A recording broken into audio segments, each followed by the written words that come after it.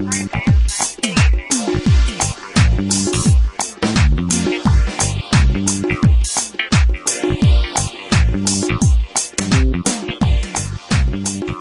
guys, how's it going? As you've seen in the intro, today we're in the Audi A4 Cabriolet in red. This particular car has got the 2-litre turbo diesel engine and the Multitronic transmission. We're going to be doing a quick test today on generally driving the car, seeing how the transmission performs. You've obviously got the drive mode, sport mode and the Steptronic mode. This is obviously a CVT gearbox, so no actual physical gears, just one continuous gear that actually changes itself to change the revs of the vehicle. It's supposed to be the most economical type of transmission you can get, hence why they put it into the hybrids that you can get today. And so here it goes, let's give it a go. Put it into drive, off we go. So we're just going to put it in drive mode for now and just go through the different speed, and you can hear the gearbox and actually accelerating quite gently at the moment. So the engine isn't revving too high. With the CVT in drive, you'll notice that if you actually put your foot down, the revs will shoot right up and they'll pretty much stay there, and that's sort of to help the economy of the car, and also that's just how the CVT works. If you put it in sport mode, that puts it into like a Steptronic mode, which actually changes into from 7 different ratios within the gearbox, and it actually acts more like a normal gearbox, even though there aren't actually proper gears in there. But it actually creates more of a sort of rev and change effect rather than just a rev continuously, which I prefer personally. But to get the economy out of the vehicle, you really need to leave it in drive. You've also got the manual change, and you've got on the steering wheel the flappy paddle change. Not that you really need it in a diesel, but you can also change it on the gear stick as well.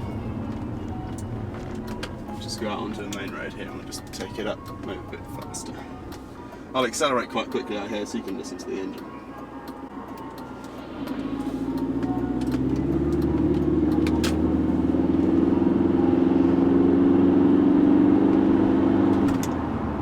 And that's 50 miles an hour.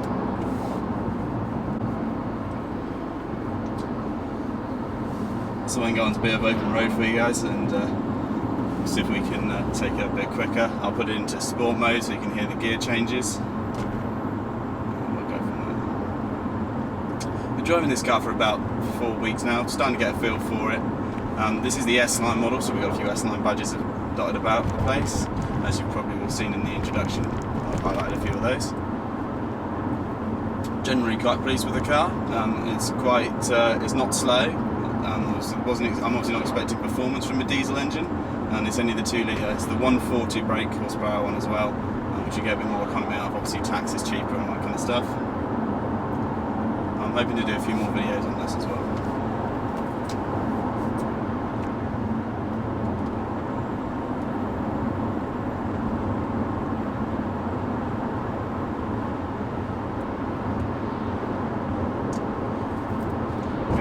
We'll shift it down into sport mode, and then you can see some of the gear changes.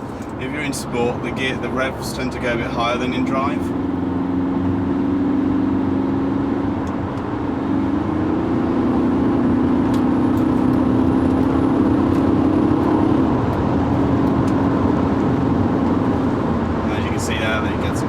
You'll notice it better in slower when you go slow. So once we go to the roundabout here,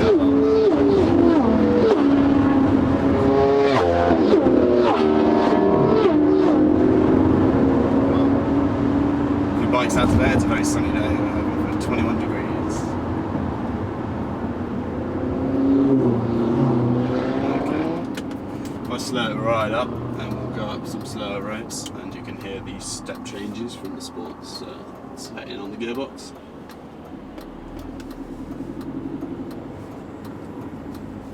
I won't be accelerating too hard on this one.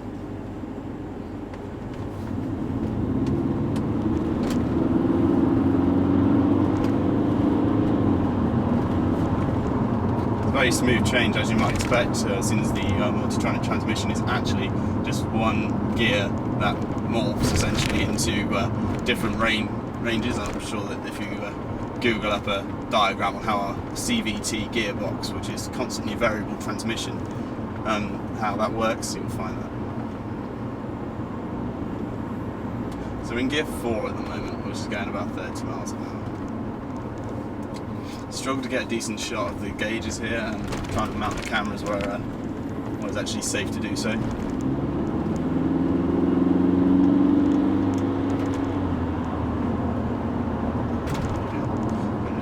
I'll shift it out of sport mode now and I'll put it into manual, which means we can choose exactly what gear that we want. On the dash, it gives you 1, 2, 3, 4, 5, 6, 7. So obviously you've got 7 choices of what gear you would like. And the system, the onboard system, won't allow you to change into a gear that is too low for the engine to be able to work, or too high that it's actually redlining the engine. So it's redline protection on the gear changes, and also then stall protection as well, if you like. But other than that, choose exactly what gear you want. Or you can have it, you can change right up. And so I'm doing about, if I do about 40 miles an hour, the highest gear I can get into without it stopping me is 5th gear. And so you've obviously got 2 more gears above that as well. You can also, I've got on here this one, the changes on the steering wheel, but you can also actually change on the gear stick as well, which has got the plus and minus, so you just knock it down to change down the gear, push it up to change up. It's pretty self-explanatory.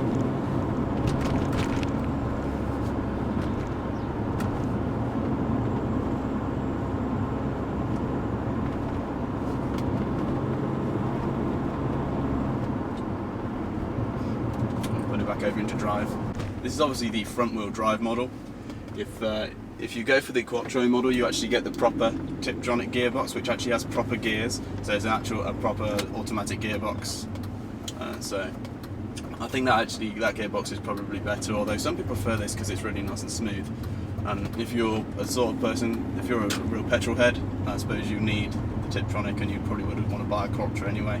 But for someone who's sort of like, wants a car that looks good and is easy to drive, so they want an automatic, the Multitronic gearbox does it. It's nice and smooth to drive, and generally it performs okay.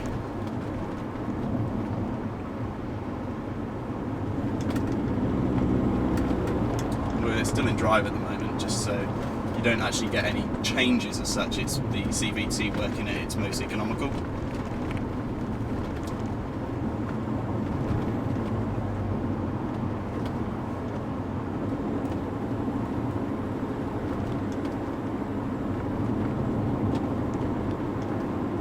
Given you've got a diesel engine in the convertible, it is quite loud. One thing I was actually quite disappointed with, that it was actually quite a noisy engine.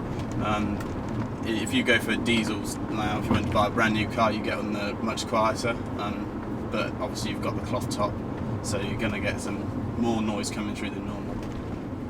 But yeah, this is quite a noisy engine, but it's something you get used to after a while. I mean, I don't hear it so much anymore. It was when I first jumped out of a petrol car into this one, and I thought it was actually quite noisy. But obviously I took into account that it was a convertible and it has got a cloth roof, so you're going to get that. If you wanted something that wasn't so noisy in a convertible, you go with the BMW 3 Series or something like that. They have the metal fold-in roof, which I suppose you get the best of both worlds. Then you don't have to deal with a cloth top, and but you still get the convertible. When you do lose a lot of boot space in that. And you can also go for something like an SLK if you want to get down the Mercedes route, although that is just a 2-seater, unfortunately. So if you needed something where you maybe want to get some friends in, or you want to take out, you're going to need to put the kids in the back or whatever, you're going to need a 4-seater. As for the performance of this vehicle, it's not massively quick, but it's not slow either. You're quite comfortable overtaking. If you want any kind of economy, you're going to need to stick to 70, 80 miles an hour. You'll be looking at 40-ish, 45 to the gallon, which in a diesel now isn't fantastic. If you get a modern diesel, you'll probably be getting about 50, 60 to the gallon. So it's up to you, but obviously you get convertible here. It's a good fun car, and you get some economy, even if it's not the best, out of a car that's very sporty looking.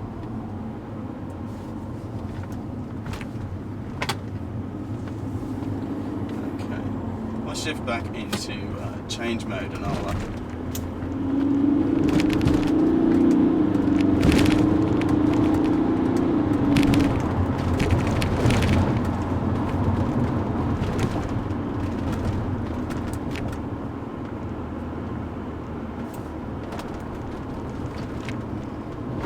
there was a couple of changes there. Like I say, I can't go too quickly. We are still on the back country roads, and they're really quite bendy, as you probably can see. I'll keep the revs high on this so we can hit the corners and have the responsiveness from the engine side.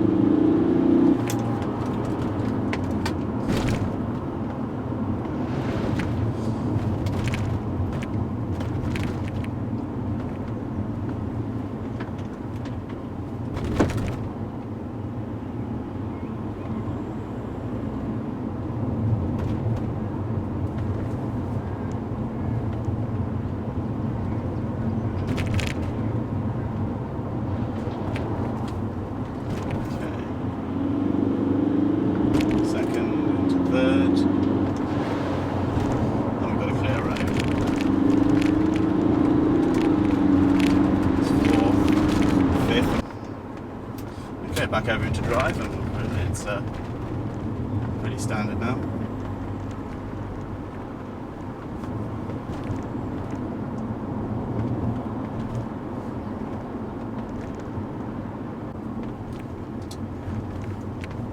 I think that was the end of our review. You've seen the drive, sport and actual manual transmission on the Audi A4 Cabriolet in the 2-litre diesel model. Like I say again, this is the Multitronic transmission. Thanks for watching. If you like the video, click the like button down below. Click subscribe for more videos. I'll be doing loads more videos on this car. Have a full review coming of this vehicle soon. Thanks for watching.